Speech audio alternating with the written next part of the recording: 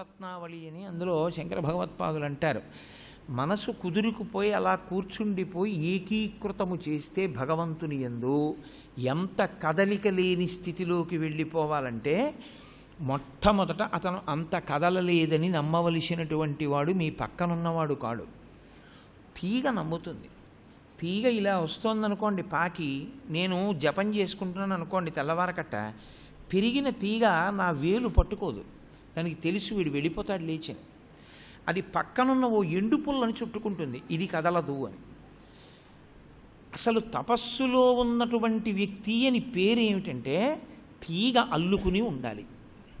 తీగ అల్లుకుంటుంది. మీరు ఒక తీగ అలా పాకుతూ వస్తే ఆయనని చుట్టుకుంది అంటే ఆయన తపస్సులో గొప్ప స్థితిని పొందాడు అని గుర్తు. అందుకే శంకర భగవత్పాదులు యోగరత్నావళి చేస్తూ ఒక మాట అంటారు, గాత్రం యదామలతాః పరివేషయంతి కర్ణే యదా విరచయంతి ఖగాశ్చ నీడాస్ అంటారు. తీగలు వచ్చి చుట్టుకోవడం మొదలుపెట్టిన తర్వాత పక్షులు నమ్ముతాయి, ఓ వీడు స్థాణు అయ్యాడు, వీడు కదలడిహా అని నమ్మి పక్షులు ఏం చేస్తాయంటే పుల్లలు తెచ్చి చెవుల్లో పెడతాయి. ఎవడైనా మామూలుగా కూర్చోగలడు, కానీ చెవిలో పుల్ల పెడితే ఉలిక్కి పడతాడు. అది కూడా తెలియనటువంటి స్థితికి వెళ్ళిపోతాడు. పుల్లలు పెట్టిన పక్షులు ఊరుకోవు, తీగ నిశ్శబ్దంగా ఉంటుంది. పక్షి అలా ఊరుకోదు. ఓ 10 పుల్లలు పెట్టి అందులో గడ్డి పెట్టి అందులో మగపక్షి ఆడపక్షి కూర్చుని గుడ్లెట్టి పిల్లల్ని చేస్తాయి. ఇంక ఈ పిల్లలు కూకు కూకు కూకు అంటాయి.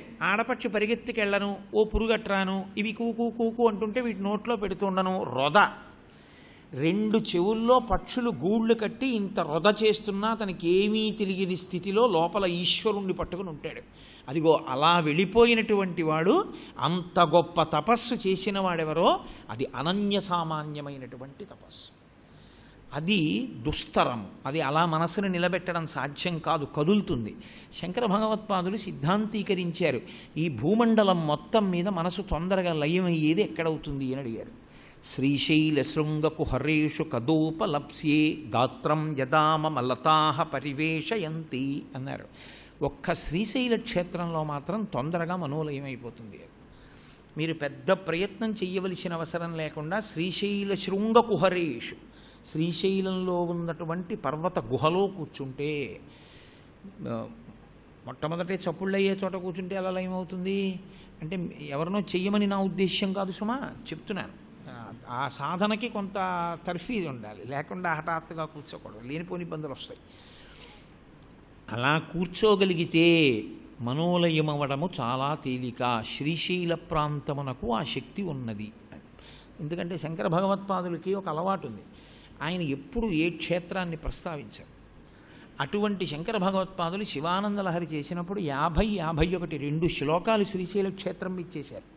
శివానంద లహరిలో ఆయన ఏ క్షేత్రాన్ని స్పృశించలేదు, ఒక్క శ్రీశైలాన్ని స్పృశించారు. అంటే శంకరులకి శ్రీశైల క్షేత్రం పట్ల ఎంత ప్రత్యేకమైన మక్కువ ఉన్నదో మీకు శివానంద లహరిని బట్టి తెలుస్తుంది. శంకర భగవత్పాదులే ఎంత కీర్తించారంటే శ్రీశైల క్షేత్రము ఎంత శక్తివంతమైన క్షేత్రమో మనం అర్థం చేసుకోవచ్చు. కాబట్టి ఇప్పుడు హిరణ్యకశిపుడు అటువంటి తపస్సు చేస్తున్నాడు. మళ్ళీ మీరు వెనక్కి వచ్చేస్తూ ఉండవలసి ఉంటుంది నాతో పాటు. అంత గొప్ప తపస్సు చేసి అస్థిపంజరంగా మిగిలిపోయాడు. ఆయన శరీరంలోంచి పైకొస్తున్నటువంటి ఆ తపో సంబంధమైనటువంటి ధూమము, ఆ తేజస్సు కప్పేస్తోంది లోకాలని. మిగిలిన వారందరూ ఈ తేజస్సు వచ్చి కప్పుతుంటే తట్టుకోలేక వారు చతుర్ముఖ బ్రహ్మగారి దగ్గరికి పరిగెత్తారు. ఏమి పరమేష్ఠి, హిరణ్యకశిపుడు అంత ఘోరమైన తపస్సు చేస్తున్నాడు, ఎందుకు చేస్తున్నాడో తెలియదు. అంత వేదాంతం చెప్పాడు, విష్ణువుని నిర్జించడానికి కావలసిన శక్తికి నేను బ్రహ్మ గురించి తపస్సు చేస్తానని మందర పర్వతం మీదకి బయలుదేరాడు.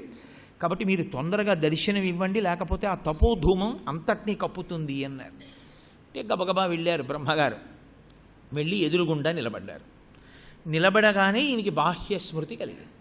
వెంటనే ఆయన కమండలంలో ఉండేటటువంటి జలములు సామాన్యమైనటువంటి జలములు కావు. బ్రహ్మగారి కమండలం అంటే దాని శక్తి వేరు. బ్రహ్మగారే కమండలం ఇచ్చారు వామనమూర్తికి. కాబట్టి ఆ నీళ్లు తీసి చల్లారు. చల్లగానే ఆయనకి స్వర్ణమయ కాంతులతో కూడినటువంటి శరీరము నవయవ్వనంతో వచ్చింది. హిరణ్యకశిపుడు పెద్ద స్తోత్రం చేశాడు బ్రహ్మగారిని, నువ్వు మహానుభావుడు, సృష్టికర్తవు, సరస్వతీదేవి నీ భార్యగా ఉంటుంది, వేదములు నీ నాలుక మీద ఉంటాయి, నువ్వు పరమేష్ఠివి, నీకు తెలియనిది ఏం లేదు, సమస్త జగత్తుని సృజించినటువంటి మహానుభావుడవు అని త్రిమూర్తులలో ఒకడిగా ఉండేటటువంటి పరబ్రహ్మస్వరూపుడవు అంటే తెలియదనుకోవడానికి ఏం ఉండదు.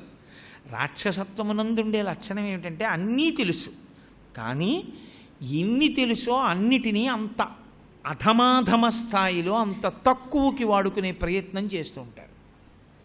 కాబట్టి ఇంత స్తోత్రం చేస్తే బ్రహ్మగారు అన్నారు, నీకేం కావాలని అడిగారు. అడిగితే నాకు చాలా కావాలి, చెప్తాను, నువ్వు తీర్చగలవన్న నమ్మకంతో నేను ఈ తపస్సు చేశాను. నాకు 3 లోకముల యందు ఏ వీరుణ్ణైనా గెలవగలిగినటువంటి శక్తి కావాలి. కాబట్టి దేవలోకం కూడా నాకు వశమైపోవాలి, దిక్పాలకులు కూడా నాకు వశవర్తులై ఉండాలి, నేను అనన్య సామాన్యమైనటువంటి భోగములను అనుభవించాలి. అంతేకాదు, ఇవన్నీ ఒకెత్తు, ఇవన్నీ ఉండి అల్పాయుర్దాయం ఉంటే ఉపయోగమే ఉంది. అందుకని నాకు మృత్యువు రాకూడదు. మృత్యువు రాకూడదు అంటే ఒప్పుకోరు. ఎందుకంటే జాతస్య హి ధ్రువో మృత్యు ధ్రువం జన్మమృతస్య చ. పుట్టినవాడు గిట్టక తప్పదు, గిట్టినవాడు పుట్టక తప్పదు. ఈ మాట బ్రహ్మగారు అంటారేమోనని బ్రహ్మగారిని బుట్టలో పెట్టాను అనుకున్నాడు. ఇంత స్తోత్రం చేసినవాడు ఈశ్వరుణ్ణి నేను బుట్టలో పెట్టాను అనుకుంటాడు. ఇది ఒక అర్థం లేని గడుసుతనం. కాబట్టి ఆయన అన్నాడు, గాలిన్ కుంభిని అగ్ని అంబువుల ఆకాశస్థలిన్ దిక్కులన్ రేలన్ ఘస్రములన్ తమప్రబల భూరిగ్రాహ రక్షో మృగ వ్యాళాదిత్య నరాది జంతు కలహవ్యాప్తిన్ సమస్త్రాస్త్ర శస్త్రాళిన్ మృత్యువు లేని జీవనములోకాధీశ ఇప్పించవే అన్నాడు. మృత్యు వద్దని అనలేదు, వీటి వలన మృత్యువు రాకుండా చూడన్నాడు. వీటి వలన మృత్యువు రాకుండా చూడు అంటే ఇక మృత్యు వచ్చే అవకాశం ఏది? అది ఆయన యొక్క విశ్వాసం. గాలిన్ కుంభిని అగ్ని అంబువుల ఆకాశస్థలిన్ దిక్కులన్ రేలన్ ఘస్రములన్ తమప్రబల భూరిగ్రాహ రక్షో మృగ వ్యాళాదిత్య నరాది జంతు కలహవ్యాప్తిన్ సమస్త్రాస్త్ర శస్త్రాళిన్ మృత్యువు లేని జీవనము లోకాధీశ ఇప్పించవి. పంచభూతములయందు, దశదిక్కులయందు, ఇంటి లోపల, ఇంటి బయట, పైన, కింద, పగలు, రాత్రి, ప్రాణం ఉన్నవాటి చేత, ప్రాణం లేని వాటి చేత, అస్త్రము చేత, శస్త్రము చేత, పాముల చేత, రాక్షసుల చేత, మృగముల చేత, వేటి చేత నాకు మృత్యువు కలగకుండుగాక. ఇంకెప్పుడు కలగాలి? ఆయన అన్నారు బ్రహ్మగారు, తథాస్తు, అలాగే. కానీ నాయన కశ్యప ప్రజాపతి పుత్రుడా, నీకు ఇంత గొప్ప వరం ఇచ్చాను కాబట్టి ఇప్పుడు నీకు అనన్య సామాన్యమైన శక్తి కలిగింది. నిగ్రహంతో ప్రవర్తించు సుమా, దుర్వినియోగం చేసుకోక, అందులోంచి నీకు ప్రమాదం పడుతుంది. అసలు అన్నిటికన్నా గొప్ప విషయం ఏమిటంటే ఈశ్వర విభూతి ఏదైనా బాగా తనలో ప్రకాశించినప్పుడే చాలా జాగ్రత్తగా ఉండాలి. పాడైపోవడానికి కావలసిన సమస్త సంభారములు అందులోంచే వస్తాయి అని గుర్తుపెట్టుకోవాలి. ఎందుకో తెలుసా అండి? ఒక ఆయన బాగా అందంగా ఉన్నాడు అనుకోండి, అది చాలా ఆయన పాడైపోవడానికి. ఒక ఆయన బాగా ఐశ్వర్యవంతుడు అనుకోండి, ఎవరో అటువంటి మహాత్ములు తప్ప అది చాలు పాడైపోవడానికి. ఎవడికో 4 శ్లోకాలు 2 పద్యాలు వచ్చనుకోండి, అది చాలు వాడు పాడైపోవడానికి. 10 మంది కారు దిగగానే నమస్కారం పెట్టారనుకోండి, అది చాలు పాడైపోవడానికి. అబ్బో, నా అంత వాణ్ణి నేను, నాకెంతమంది నమస్కారం పెడతారంటాడు. నాకు కాదురా నమస్కారం, నా గురించి, నా భార్య గురించి, నా బిడ్డల గురించి చెప్తే ఒక్కడు కూర్చోడు. పరమేశ్వరుడి గురించి చెప్పాను కాబట్టి కూర్చున్నారు, అందుకు పెట్టారు నమస్కారం. ఈశ్వర, ఈ నమస్కారాలు నీకు చెందుతాయి, నావి కావు అని వినయంతో నిలబడిన నాడు వృద్ధిలోకి వస్తాడు. ఇవన్నీ నాదే అనుకున్న నాడు పాడైపోతాడు. అందుకే విభూతి ప్రసరణం ఎంత గొప్పదో, ఆ విభూతియే అతిశయమునకు కారణమైతే దానివల్ల పడిపోతాడు. అందుకే వెంటనే మరిచిపోయి తత్సంబంధమైనటువంటి సత్కారములను, విశేషములను ఈశ్వరుడి పాదముల దగ్గర పరిత్యాగం చేసేయాలి. భార్య గబగబా వెళ్ళి రొట్టె వేస్తోంది భర్త కోసం. శీతాకాలం రొట్టె వేయవే అన్నాడు. రొట్టె వేస్తుంటే పొయ్యి దగ్గర భార్యకి వెచ్చగా ఉంది కదా అని ఆవిడ అలాగే నించుంటే రొట్టె మాడిపోతుంది. ప్రధాన ప్రయోజనం భర్తకి రొట్టె పెట్టడం, అనుషంగిక ప్రయోజనం వెచ్చగా ఉండడం. భర్తకి రొట్టె పెట్టడం మీద దృష్టితో వెచ్చగా ఉన్నా పొయ్యి కట్టేయాలి రొట్టె కాలగానే. నీకు ఏ గౌరవము లభించినా అది ఈశ్వరుడిదే అని నువ్వు అనుషంగిక ప్రయోజనంగా భావించి ఈశ్వర పాదముల దగ్గర విడిచిపెట్టేయాలి. తప్ప ఇదంతా నాదే అన్నావో లేనిపోని ప్రమాదాలన్నీ అందులోంచే పుట్టుకొస్తాయి. కాబట్టి నాయనా నీకు ఇంత గొప్ప విభూతి ఇచ్చాను, ఇంత శక్తిని ఇచ్చాను, కశ్యప ప్రజాపతి కుమారుడవు, సామాన్యుడవు కావు. ఏ విభూతి నీకు ఇచ్చానో ఆ విభూతిని ఈశ్వరపరం చేసి ప్రసాదంగా అట్టిపెట్టుకున్ననాడు నీకు ప్రమాదం ఉండదు. దీన్ని నాదన్నావా ఉపద్రవం వస్తుంది. కాబట్టి జాగ్రత్తగా మిసులుకోసుమా. ఇది నేను మీతో మనవి చేసేది అదే. భాగవతం ఎప్పుడో జరిగిన కథ అని వినకండి. భాగవతం ఎప్పుడు విన్నా మీకు నిత్య జీవితంలో అనుసంధానం చేసుకోవడాన్ని మీరు అలవాటు చేసుకోండి. చేసుకుంటే మిమ్మల్ని ఉద్ధరిస్తుంది. ఏదో ఒక విభూతి లేనివాడు ఎవరు ఉండడు లోకంలో. అసలు ఈశ్వరుడు అలా సృజించడు.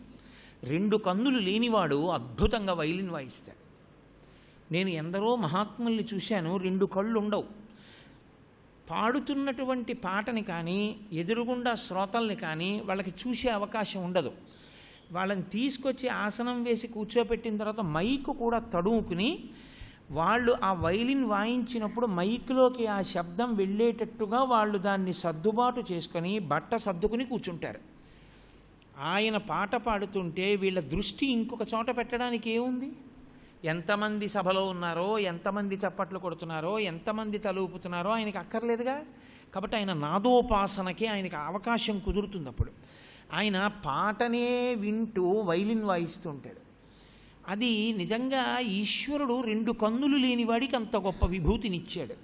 పరమేశ్వరుడు ఎవ్వరినీ పనికిమాలిన వాళ్ళగా తయారు చెయ్యడు. ప్రతివాడికి ఏదో ఒక విభూతినిస్తాడు. అది ఒక్కొక్కసారి ఏమవుతుందంటే చాలా ద్విగుణీకృతంగా ప్రకాశిస్తుంది. ఒక్కొక్కరి యందు చాలా వైభవోపేతంగా ప్రకాశిస్తుంది. అంత వైభవోపేతంగా ప్రకాశించినప్పుడే చాలా జాగ్రత్తగా ఉండాలి.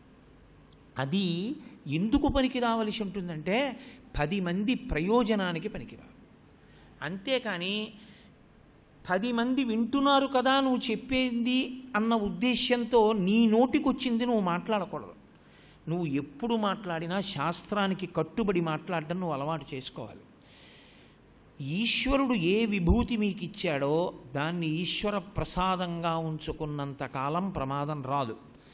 దాన్ని మీది అని అహంకరించిన ఉత్తర క్షణంలో ప్రమాదం అందులోంచే పుట్టుకొస్తుంది. రామకృష్ణ పరమహంస గంగానది దాటుతున్నారు పడవ మీద. దాటుతుంటే ఆవలి ఒడ్డున ఇసుకలో ఒక ఆయన కూర్చుని ఉన్నాడు. కూర్చునుంటే రామకృష్ణ పరమహంసతో కూర్చున్న వ్యక్తి అన్నారు, ఆయన మిమ్మల్ని చూడగానే గబగబా వచ్చి కాళ్ళ మీద పడేవాడు కదా, ఈ లేవలేదేమి ఆయన అని అడిగారు. అడిగితే పరమహంస అన్నారు, చాలా దూరం నుంచి వాడు లేవడు. నేను అతని ముందు దగ్గర నుంచి వెడుతున్నా, అతను నన్ను ఇప్పుడు నమస్కారం అండి అనడు, హలో అంటాడు. ఎందుకో తెలుసా? అతనికి నిన్ననే కొంత డబ్బు వచ్చిందన్నారు అని. పరమహంస శిష్యుడితో కలిసి ఆ పడవ పక్క నుంచి వెళ్తున్నారు. ఆ కూర్చున్న ఆయన రామకృష్ణ పరమహంసని చూసి హలో పండిట్ అన్నాడు. అంత దారుణంగా ఉంటుంది. ఇంత చిన్న విషయం ఏదైనా కలిసి వచ్చింది అనేటప్పటికీ మనిషికి అంత అహంకారం. రామకృష్ణ పరమహంసే ఓ మాట చెప్తుండేవారు, అహంకారం ఎలా పుడుతుంది అన్నదానికి. చిల్లు జేబుతో ఉన్న వ్యక్తి వెళ్ళిపోతున్నాడు. చిల్లు జేబులోంచి తొందరగా పడిపోయేది పావలా కాసే. ఓ పావలా కాస ఒకటి కింద పడి దొల్లి ఓ కన్నంలోకి వెళ్ళింది. ఆ కన్నంలో ఓ కప్పు ఉంది. ఆ కప్పకి ఆ పావలా కాసు దొరికింది. ఇప్పుడు ఆ కప్ప ఏం చేసిందంటే, పావలా కాసు ఉందని మహారాజా వారు ఏనుగు మీద వచ్చేస్తున్నారు. వచ్చేస్తుంటే ఈ కప్ప కన్నంలోంచి పైకొచ్చి కాలెత్తింది. బుద్ధుందా లేదా పావలా కాసు ఉన్నదాన్ని నేను నా గూడు మీద నుంచి పెడుతున్నావు అని. కప్పేమి ఏనుగు మీద కాలెత్తడం ఏమి అన్నారు. పావలా కాసు ఉంది కదా అది దాని గర్వం అన్నారు. కాబట్టి ఏది నీకొచ్చిందో అదే నీ గర్వానికి పతనానికి కారణం అవుతుంది. నువ్వు జాగ్రత్తగా గమనించి వినయంతో నిన్ను నీవు జాగ్రత్తగా సంస్కరించుకుంటూ ఉండకపోతే ఈశ్వరుడికి నివేదించి తీసుకున్న కొద్దీ ప్రసాద బుద్ధి వృద్ధి అవుతుంది, కాపాడుతుంది. ఉన్నది ఏమీ పాడు చేయదండి ఎవరిని. బయటిదేం పాడు చేస్తుందండి? ఉన్నది పాడు చేయదు, నీ మనసులోని భావన పాడు చేస్తుంది. ఆ భావన దిద్దుకోకపోతే ఇబ్బంది. అందుకే ఇచ్చినప్పుడు బ్రహ్మగారి ఒక్క మాటే చెప్పారు, ఇస్తున్నాను కానీ జాగ్రత్త. అదేమడు వదిలేశాడు. అందుకు రాక్షసుడయ్యాడు. ఉపన్యాసం విన్నవాళ్ళందరూ సాధువులు కారు. ఉపన్యాసాలు విని ఒక్కటి కూడా ఆచరించకుండా వదిలేసిన వారే హిరణ్యకశిపుడు. నేను మన్నింపబడదను కాక కాదు. ఉపన్యాసం వినడం ఒక నాట్య కార్యక్రమం చూడడం కాదు. ఉపన్యాసం వినడం, ప్రవచనం వినడం జీవితంలో ఏదో ఒక మార్పు తెచ్చుకోవడానికి సాధనం కావాలి. వినడం అనేటటువంటిది అదొక పెద్ద నాటకం అంతే, తప్పించి దానివల్ల ప్రయోజనం ఏమి ఉండదు. అలాగే ఈయన అన్నీ విన్నాడు, ఇంటికి వెళ్ళాడు. ఇప్పుడు మనం 3 లోకాల మీద దండయాత్ర చేసి అందరినీ వశుల్ని చేసుకోవాలి అన్నాడు. ఇంత శక్తి పొందినటువంటి వాడితో పోరాడడానికి ఎవరు సిద్ధపడతారు? అవలీలగా 3 లోకములు ఆయనకి వశవర్తులయ్యాయి. ఆఖరికి దిక్పాలకులు కూడా ఆయన ఎంత చెప్తే అంత. ప్రకృతిని వశం చేసుకోవడం అని ఒక మాట ఉంటుంది. అది ఏమవుతుందంటే, ఈశ్వర విభూతి బాగా ఉందనుకోండి, లోక కళ్యాణం కోసం ఉపయోగించేవాడు ఒకడు ఉంటాడు, స్వార్థానికి ఉపయోగించేటటువంటి వాడు ఒకడు ఉంటాడు. ఉడిపి క్షేత్రంలో ద్వైతమత ప్రవర్తకులు మధ్వాచార్యుల వారు సముద్రపుటొడ్డుని నిలబడి ఉండగా తుఫాను వచ్చి ఓడొకటి మునిగిపోతాను. ఆ ఓడలో ఉన్నవాడు విదేశీయుడు. ఆయన ఒడ్డు వంక చూసేటప్పటికీ మధ్వాచార్యుల వారు వెడుతున్నారు అక్కడ కాషాయం బట్టలు కట్టుకొని. ఈ దేశంలో కాషాయం బట్ట కట్టుకున్న వాళ్ళు చాలా శక్తివంతులని చెప్తారు అని అతను అక్కడి నుంచి అరిచాడు ఒడ్డుకి.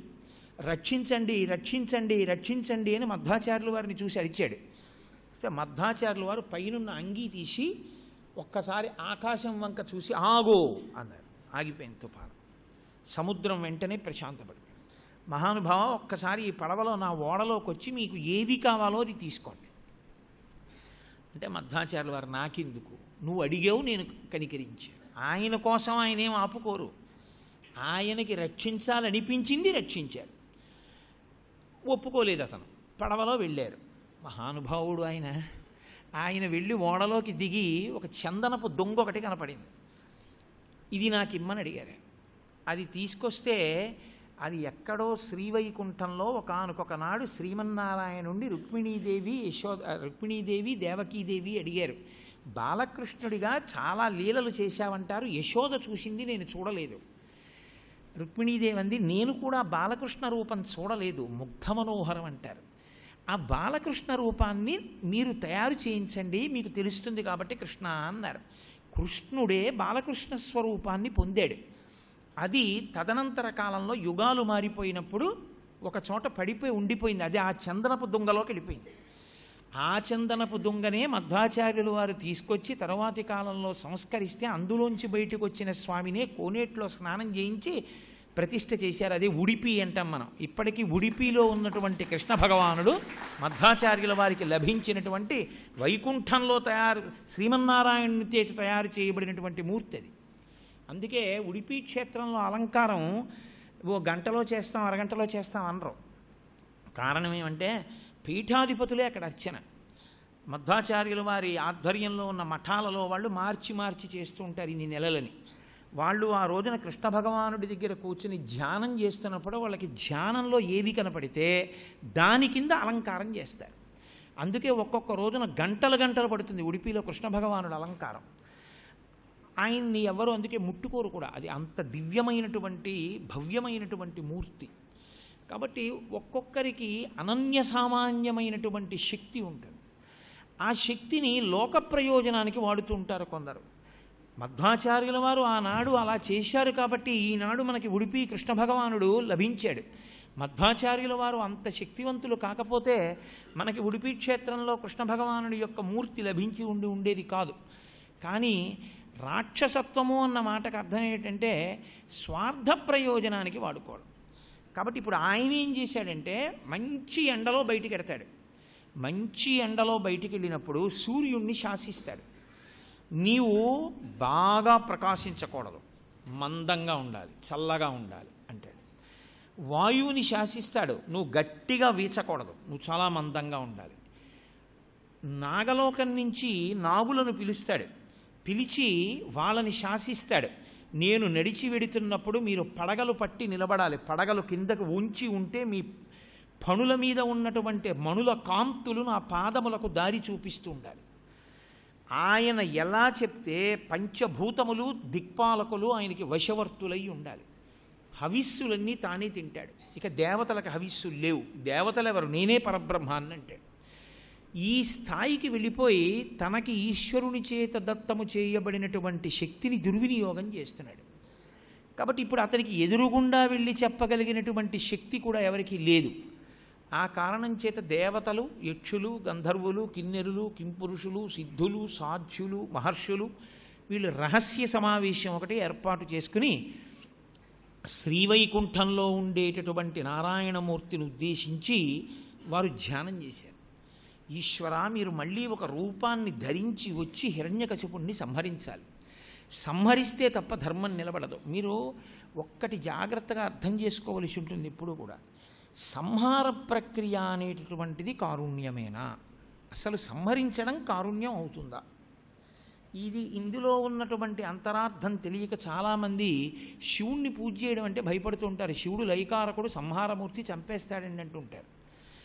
సంహారం అనేటటువంటిది ఈశ్వరుడు ఎప్పుడు చేసినా, ఏ రూపంతో చేసినా పరమకారుణ్యంతో చేసేటటువంటి పనియే. నా ఒంటిలోనే ఒక సెగ్గడ్డ పుట్టింది. ఈ సెగ్గడ్డ చేత నేను చాలా బాధపడుతున్నాను అనుకోండి, నేనే వైద్యుడి దగ్గరికి వెళ్ళి సెగ్గడ్డ కోయించేస్తాను. ఇప్పుడు డాక్టర్ గారు కూర్చోపెట్టి మత్తిచ్చి చాకు పెట్టి దాన్ని తరిగేస్తాడు. నెత్తురు కారిపోతే దూదితో ఒత్తి కట్టుకట్టేస్తాడు. నా శరీరాన్ని కొయ్యడంలో డాక్టర్ గారికి ఏమైనా క్రోధం ఉందా? ఏమీ లేదు. మిగిలిన శిష్టాంగములను రక్షించడం కోసమని దుష్టమైన వ్రణాన్ని తొలగించాడు. అది కారుణ్యం. అలాగే ఇక వాడు ఆ ఉపాధితో ఉంటే పాపాలు మూట కట్టుకోవడమే కానీ వాడు ఉపకారం చేసేది ఏమి ఉండదు. కాబట్టి ఆ ఉపాధిలోంచి ఇప్పుడు జీవుణ్ణి విడిపించేయాలి. 2, లోకమునందు ధర్మాన్ని నిలబెట్టాలి. ఈ 2 కారుణ్యము. అలాగే శివుడు మహాప్రళయమని చేస్తాడు. ఈ లోకాలన్నింటినీ తీసేసుకుంటాడు. అది ఎందుకు తీసేసుకుంటాడు? ఆయనే కోపం వచ్చి కాదు, 35 మార్కులు తెచ్చుకుంటే చాలు నిన్ను పాస్ చేస్తామని ఉన్నటువంటి నిబంధన. 5 మాటలు పరీక్షకి వెళ్ళినా 30 మార్కులు లెక్కల్లో తెచ్చుకోలేనివాడు ఉన్నాడు. గవర్నమెంట్ అంది ఒక రోజున 10 మార్కులు మోడరేషన్ ఇస్తున్నాం, 25 మార్కులు తెచ్చుకున్నవాడు కూడా పాస్ అయిపోయినట్టే. అసలు నిజానికి పాస్ అయిపోయాడా? అయిపోలేదు. కానీ 10 మార్కులు మోడరేషన్ ఇచ్చేసి 25 మార్కులు తెచ్చుకున్నా పాస్ చేసేసింది గవర్నమెంట్. అలా మనందరం ఈశ్వరుణ్ణి పొందాలి సాధన చేసి. పొందలేక కోట్ల జన్మలు పుట్టి చచ్చి ఏడుస్తుంటే వాడికి నన్ను పొందలేడు, నేనే వాడిని పొందుతానని ఈశ్వరుడే వచ్చి వీళ్ళందరినీ పొందేస్తాడు. మైనం ముద్దొచ్చి నల్లపూసల మధ్యలో పడి తననే అంటించేసుకున్నట్టు మనని ఆయన బుచ్చేసుకుంటాడు. ఏమందులో కారుణ్యం ఉందా? క్రౌర్యం ఉందా? సిద్ధాంతం తెలిస్తే ఒకలా అర్థం అవుతుంది, తెలియకపోతే ఒకలా అర్థం అవుతుంది. సర్వం శ్రీ ఉమామహేశ్వర పరబ్రహ్మార్పణమస్తు. స్వస్తి.